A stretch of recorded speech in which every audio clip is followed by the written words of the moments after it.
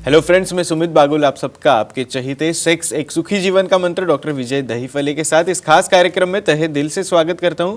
दोस्तों, हमें जब भी कोई मेडिकल इमरजेंसी आती है या फिर स्वास्थ्य से जुड़ी कोई भी परेशानी सताती है, तब हम क्या करते हैं? सबसे पहले हम वो सारी चीज़ें हमारे फ्रेंड्स या फैमिली के साथ शेयर करते हैं। पर दोस्तों, जब भी हमें कोई सेक्स से जुड़ी परेशानी सताती है, तब हम ऐसा नहीं कर पाते, क्योंकि इसके बारे में बात करने में हमें शर्म आती है, हम झिझकते हैं। पर अब शर्माने की, झिझकने की बिल्कुल ज़रूरत नहीं, क्योंकि डॉक्टर विजय दहीफले आपके सारे सेक्स रिलेटेड सवालों के बहुत ही पॉजिटिव तरीके से जवाब देंगे। शो को शुरुआत करते हैं, पर शो को शुरुआत करने से पहले जानते हैं डॉक्टर विजय दहीफले इनके बारे में। डॉक्टर विजय दहीफले ये सेक्सोलॉजिस्ट, यूरोलॉजिस्ट और एंड्रोलॉजिस्ट है।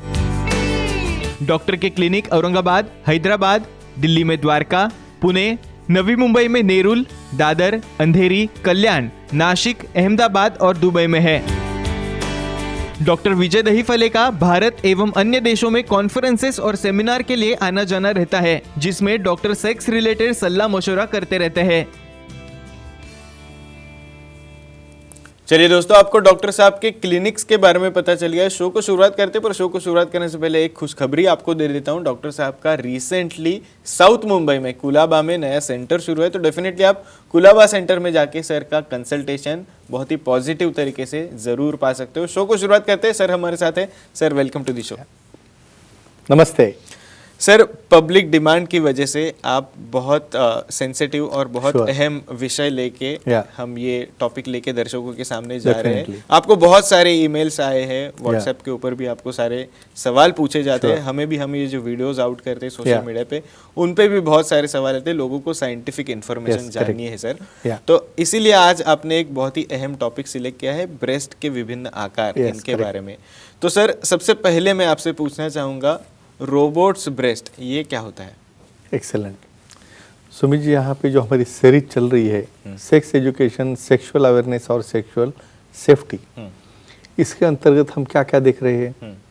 ब्रेस्ट के विभिन्न आकार, योनि के विभिन्न आकार, लिंग के विभिन्न आकार, और हम एडिशनल टॉपिक देखने वाले हैं टेस्टिस है, जिसे गोटी बोलते हैं, उसके भी विभिन्न आकार। लेकिन ये सीरीज के बाद जो सीरीज आएगी उसमें ये इन्फॉर्मेशन क्यों लेना है ब्रेस्ट के विभिन्न आकार? बहुत बार क्या होता है, जब मैरिड कपल हमारे पास आता है, सर वही कंप्लेंट स्टार्ट करते हैं, सर इसके ब्रेस्ट जो है ना एबनॉर्मल है, यानी उसमें कुछ इंटरेस्ट ही नहीं है, या मुझे कुछ डाउट आ रहा है। तो फ्रेंड्स, ऐसे डाउट्स वगैरह कुछ लेना नहीं है। पहले नॉर्मल क्या है, एबनॉर्मल क्या है, ये पता करो।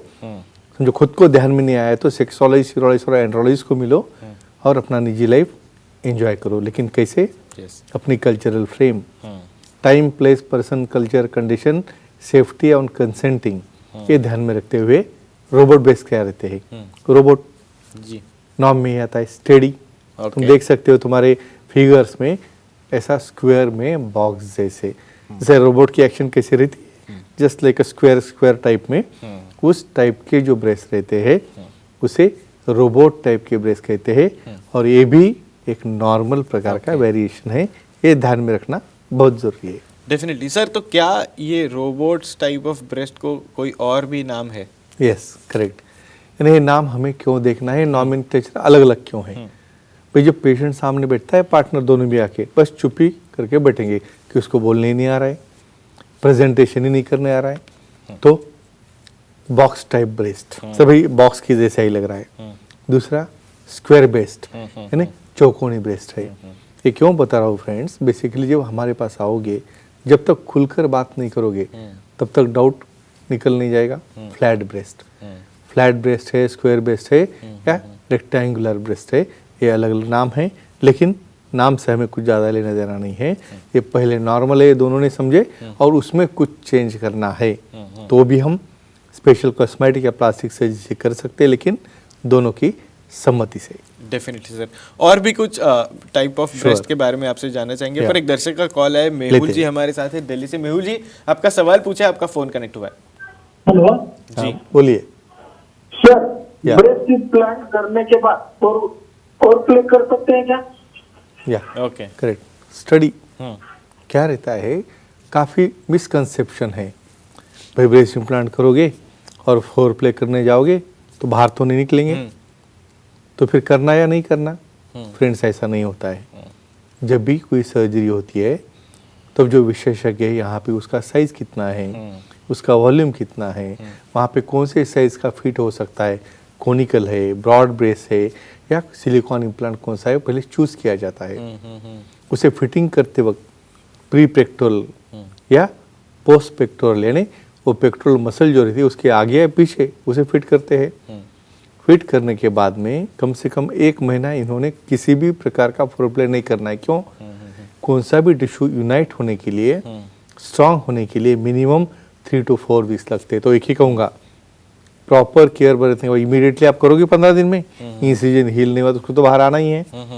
तो प्रॉपर केयर लो, और जब भी आपको करना है उस वक्त कैसे मेथड से करे, कितना प्रेशर लगाए, और कुछ दिन के बाद तो आप भूल जाओगे वहाँ पे क्या है। लेकिन सेक्सोलॉजी, यूरोलॉजी, न्यूरोलॉजी की सलाह लेके ही ये आपने करना चाहिए, और हमारे सुखी जीवन मंत्र के बुक में ये सब मेंशन किया है। डेफिनेटली सर, आगे बढ़ना चाहूंगा, एक और टाइप ऑफ ब्रेस्ट के बारे में जानना चाहूंगा, कैनोज ब्रेस्ट। ये क्या होते हैं? कैनोज, वो देखिए एक अच्छी स्टडी करके आप लेके आते हो। कैनोज यानी होड़ी बोलते हैं, नौका। Okay okay. कैनोज, उसके ऊपर कैनोज मतलब भाई बाहर से देखोगे ना तो ऐसे कैनोज के जैसे जो आधा चंद्रमा रहता है वो टाइप में ही दिख रहे हैं वहाँ पे। कैनोज ब्रेस करते हैं, यहाँ पे फिगर्स में आप देख सकते हो। लेकिन इस तरह के कैनोज ब्रेस भी नॉर्मल रहते हैं। क्यों? जो हमारी मेमोरी लाइन है, तुम एम्ब्रियोलॉजी देखोगे, जैसे जैसे मेमोरी लाइन आती है और धीरे धीरे वो फेड हो जाती है, उसकी डायरेक्शन जैसे बदलेगी वो डायरेक्शन में वो ब्रेस बनते हैं। तो ये हाफ या होड़ी के जैसा, नाव के जैसा जो ट्रांसवर्स ब्रेस्ट रहते हैं उसे कहते हैं कैनोज ब्रेस्ट। सर, तो क्या इसे भी कोई और नाम से जाना जाता है? क्या इसके भी कोई और नाम है? Definitely saucer type of breast, यानी हमारा जो कप के साथ जो बशी रहती है सॉसर टाइप में, हुडी के जैसा, तो कप टाइप ऑफ या saucer type of breast. Again transverse breast. Okay. Again और क्या कहेंगे उसके अंदर? Totally flat but transverse breast. ये देखो, ये नाम अलग अलग है, लेकिन उसे कैसे ट्रीट करना है। भाई समझो पार्टनर को प्रॉब्लम आ रहा है फोरप्ले करने में, भाई बहुत ही स्मॉल है, मैं इसमें एंजॉय नहीं कर पा रहा हूँ, तो जो सेलेक्टेड इम्प्लांट है वो साइज का, जो दोनों को पसंद हो, ऐसा इम्प्लांट लगा के उसे अच्छा कर सकते हैं और उनका पर्सनल लाइफ अपने नॉन ओन पार्टनर के साथ एंजॉय कर सकते हैं। डेफिनेटली सर, एक और दर्शक का कॉल आया हमारे साथ, जूही जुड़ गई है जयपुर से। जूही जी, आपका सवाल पूछे, आपका फोन कनेक्ट हुआ है। Hello sir. जी बोलिए। सर, ब्रेस्ट बड़े करने में बोटॉक्स और फिलर्स का क्या रोल होता है? बस एक्सेलेंट, यानी कॉस्मेटिक सर्जरी, ये बोटॉक्स और फिलर इन शॉर्ट बोलता हूँ मैं आपको। बहुत बार एक्टर एक्ट्रेसेस है या जैसे किसी की अभी शादी होने जा रही है, कोई स्कार है, कहाँ पे कोई एक लैक्सिटी है फेस के ऊपर, उसके ऊपर वहाँ पे कुछ इंजेक्शन दिए जाते हैं, इसे कहते हैं बोटॉक्स फिलर। यानी छोटा एलिवेशन समझो करना है कुछ। समझो ब्रेस्ट में, ब्रेस्ट बड़े करने में बहुत बार क्या होता है, देखो फैट इंजेक्शंस का भी रोल है, लेकिन बहुत ज़्यादा नहीं कर सकते और ज़्यादा देर के लिए नहीं कर सकते। क्यों? फैट डिजॉल्व हो जाता है। ओके। और एक बोटॉक्स और फिलर का क्या काम है? वो तो एकदम ब्रेस्ट इतना क्वांटिटी में हम बोटॉक्स फिलर नहीं दे सकते, लेकिन कुछ मार्जिन डिफाइन करना है। भाई एक क्लेफ्ट जो है उसको एलिवेट करना है, या बहुत बार उनके जो गारमेंट्स वेयर करने के बाद जो उसको शेप दिखना चाहिए, एलिवेशन दिखना चाहिए वर्टिकल, वो करने के लिए वहाँ पे वो टेम्पररी पर्पस के लिए यूज कर सकते हैं। अदरवाइज परमानेंट पर्पस का रिजल्ट चाहिए तो सिलिकॉन ब्रेस्ट इम्प्लांट यही ये फाइनल ऑप्शन रहता है। डेफिनेटली सर, एक और टाइप ऑफ ब्रेस्ट के ऊपर आपसे पूछना चाहूंगा, watch me where you are going. ये टाइप ऑफ ब्रेस्ट क्या होता है सर? किधर जा रहे हो? यस चलेगा। सी, यहाँ पे साइंटिफिक इंफॉर्मेशन, साइंटिफिक नॉलेज हम ले रहे हैं। Watch me where I am going means what?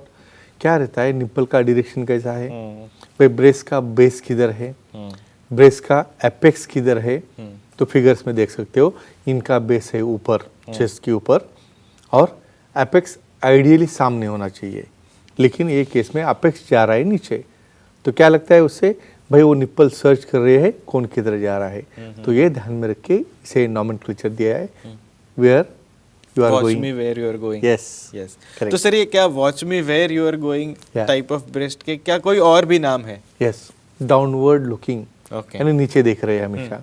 बाद में डाउनवर्ड फेसिंग, यानी फेस ही नीचे है, या सर्चिंग समथिंग एल्स। ओके, बस ये नाम में कुछ ज़्यादा हमें कुछ करना नहीं है। इफेक्ट क्या देखना है, भाई ये ब्रेस्ट से फोरप्ले में कुछ दिक्कत आ रही है क्या, ये ब्रेस्ट से स्पेशली कॉस्मेटिक पर्पज में जो एलिवेशन आना चाहिए वो बहुत बार नहीं आता है, क्योंकि उनका डायरेक्शन डाउन है। तो उसे समझो मैनेज करके ऊपर करना है। बहुत बार उसको रिडक्शन मैमोप्लास्टिक करके भी हमें एलिवेट कर सकते हैं इम्प्लांट डाल के। तो ये पर्पस के लिए अलग अलग नाम दिए हैं। जो पार्टनर हमारे साथ प्रेजेंट करके जो रिक्वायरमेंट है उसी तरह से उसे हम शेप उसको दे सकते हैं। डेफिनेटली सर, समय की थोड़ी सी पाबंदी है, इसलिए आज के एपिसोड में हमें यहीं पे रुकना पड़ रहा है, पर डेफिनेटली हम एक और एपिसोड में और भी टाइप ऑफ ब्रेस्ट के बारे में बिल्कुल आपसे जानना चाहेंगे। दर्शकों, आप भी डॉक्टर साहब की सलाह ले सकते हो। आपके स्क्रीन पे जो कॉन्टैक्ट डिटेल्स दिख रहे हैं उसके जरिए आप सर की अपॉइंटमेंट ले सकते हो। और आपके लिए खुशखबरी ऐसी है कि डॉक्टर साहब का रिसेंटली साउथ मुंबई में कुलाबा में नया सेंटर शुरू है, तो डेफिनेटली आप कुलाबा सेंटर में जाके सर का कंसल्टेशन पा सकते हो। चलिए दोस्तों, आज के शो में समय हो चला है यहीं पे रुकने का। शुक्रिया।